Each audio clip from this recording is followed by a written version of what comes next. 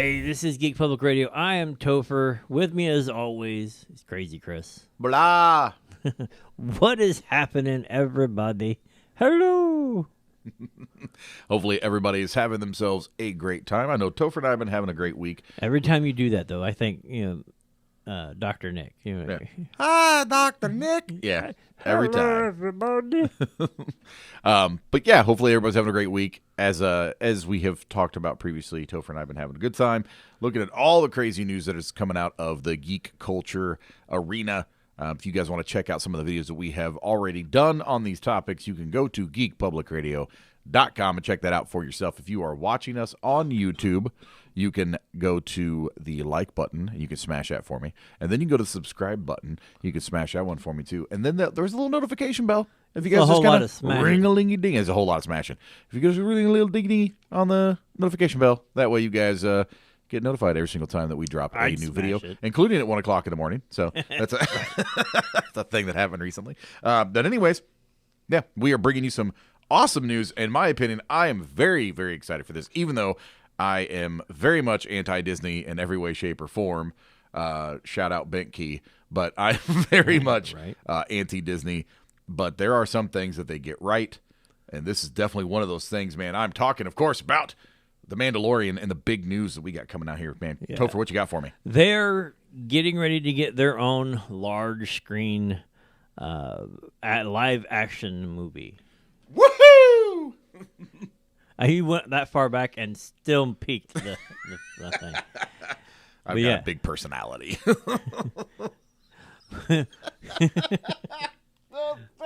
Okay, I'm sorry. But The Mandalorian and Grogu are heading back to the big screen. Or heading to the big screen, not back to the... It's Baby Yoda. Yeah. But the idea is, hopefully, this will counterbalance the Rey Skywalker stuff that has come out and all of the other stuff. Like, hopefully this will balance out. However, if you look at, like, Season 3 of the Mando show, it was a lot less about him and Grogu, and it was about Bo-Katan and all of them, like, reclaiming Mandalore. Which, fine. I'm actually just from a purist perspective, I'm okay with that because you got to have a base of operations, man. You got to have something. Right. I mean, I can see building whatever, but she kind of took over the show. And that's what a lot of the critics of the like season 1 was awesome. Season 2 was okay. It was good. It was good, but it's not as good as the first. And then you get into season 3, and it's like, all right, well, like I'll agree that season 3 is the worst out of the 3. But even saying that, it's still pretty good in my opinion. I liked the direction I like the backfill. Let me say that. I'm a big story, big world building guy. I like that. So, like, for the entire season about world building, I was all for it. I'm like, yeah, absolutely. Give me all the backstory, right?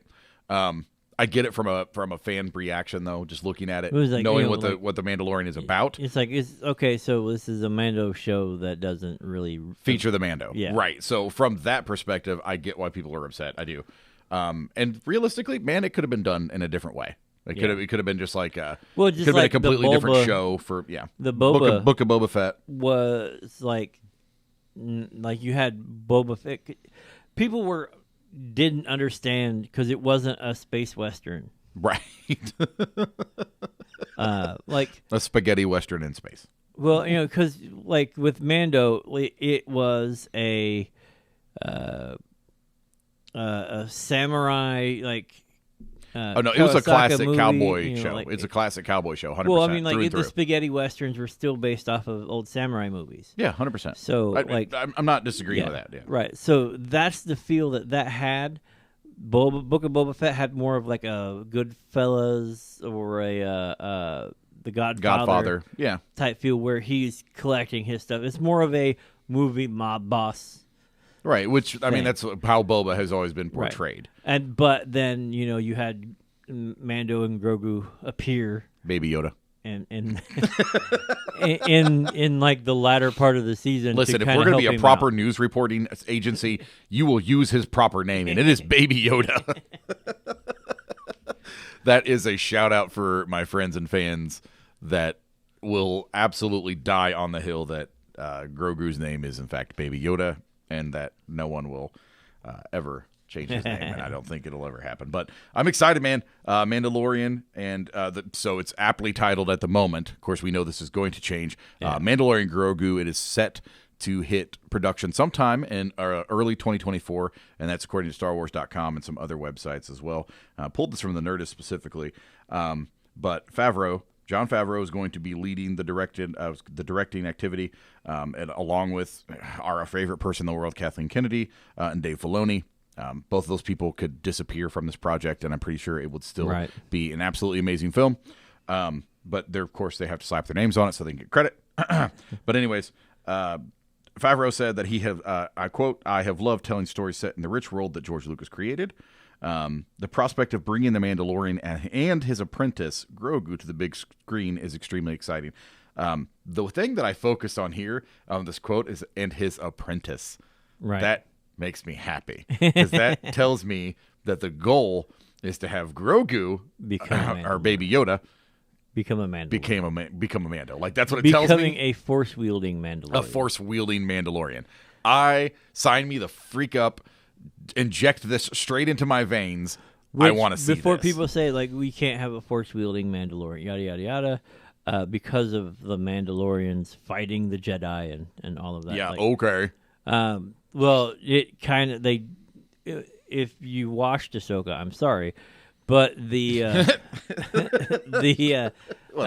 Like Ahsoka's apprentice is a Mandalorian. Yeah. Who is, and like, she doesn't have powers. She doesn't have powers. Stuff happens. She magically now has powers. Right. And can do stuff. To be fair, I like that nod because to be fair, you're welcome, Liz.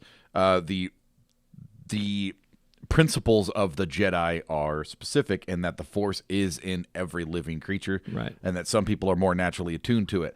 However, by its very nature, since the Force encompasses all living creatures, that indicates that all living creatures can access the Force, and that all people are Force sensitive, that all people are able to use the Force. So you're not special. Yeah, pretty much. No, by its very nature, all people can be trained to utilize and tap into the Force. Anybody can be trained to do it.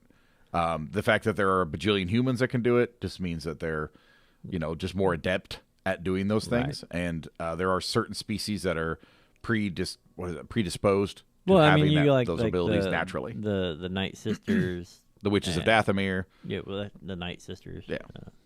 Were they Night Witches? No, they were Night Sisters. Night Sisters, yeah. Yeah, but I always refer to them as their proper name, which is the Witches of Dathomir, and you will never... Yeah, they're Night Sisters, Witches of Dathomir. Yeah. Well, so Witches of Dathomir and Night Sisters are two different groups. The Night Sisters were not derivative, they came from the Witches of Dathomir. Witches of Dathomir were a good group. The Night Sisters were not. They were Sith, but they weren't because that's not how they understood the Force. So they weren't actually Sith. They were just like a power-based group. Anyways, going off a little sign there. Sorry, nerd knowledge. But Mandalorian and Grogu is set to film 2024. Man, I am jazzed about this. I am, and the fact that Jon Favreau is Favreau, or however you say his name, that he is. Farva. Hopefully nobody spits in his burger, but he is going to be heading this project. Really Favreau exciting. Being in charge of it makes me feel better. Some of the choices Filoni has made don't fill me full of excitement. But it says here at the end of the article that I pulled up from Pulp Culture Planet that this is going to be a creative slate of other things, all helmed by the Sharmeen Obed Shinoy. That James sounds right. Marigold, Filoni, and all of that stuff. All who is also developing Ahsoka Season 2 and all of that. And I wonder how much that's going to play into. Yeah. And how much to be like, okay, so we sucked at getting the last few things out. So maybe if we make the one thing that got people excited, right, turning it into a movie. Which, hey, that's a great way to. It's a great way to right the ship, in my opinion. And it's a great way to end, because you have a 3 seasons. If you have 3 seasons and you end with a movie, you wrap up that storyline completely. You have a nice big ending to the thing. Big bucket, big basket, big gift basket to the fans. The problem is when you start building that much distance between the back catalog that you have to watch to understand what's going on. A la Marvel, and this is I've like now you have maintained, to watch all of this other stuff. I have maintained that the entry point for Marvel is so difficult.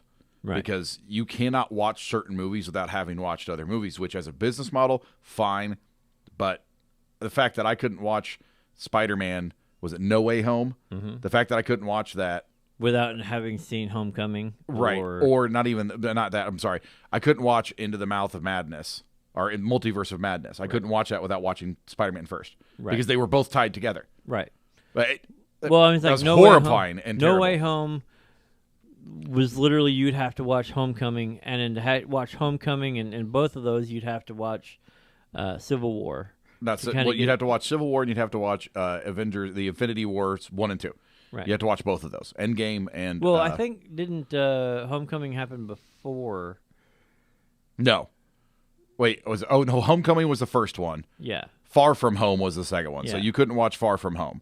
So you had to watch Civil War and then watch Homecoming in order to watch the third one, which would make sense only if you had watched That's what I'm saying. Yeah, the barrier to entry is ridiculous. Like it's a 5-movie minimum. Like the decoder ring saying, like, okay, so if I want to watch this character and only this character, I have to watch this season. And it's not hard to do. Season. It's not hard to figure out which movies you have to watch. You can literally look it up. There are timelines explaining how you can jump in certain phases, right? And I will say that for their benefit, they did launch them in phases, which means that you can start with phase 2. You don't have to necessarily watch phase 1. Right. Totally fine. However, you pretty much have to, because otherwise you're going to have plot points and people making references and callback jokes that you're going to go, what?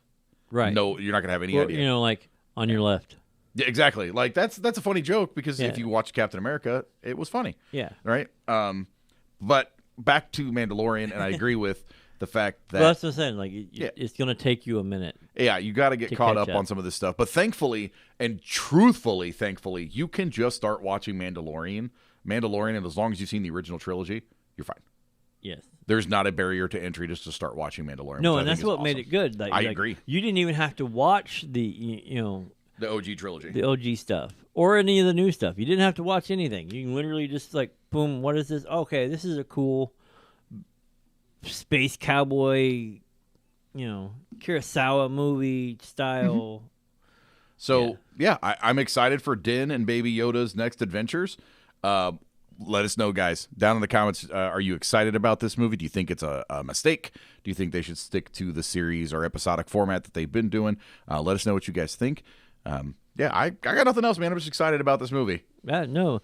On that note, we're excited. We're optimistic. Optimistic is a good word. We're optimistic for once, but we totally expect to be let down. I mean, but we're optimistic. And on that note, I am Topher. I'm Crazy Chris, and we will see you guys in the next video. Peace.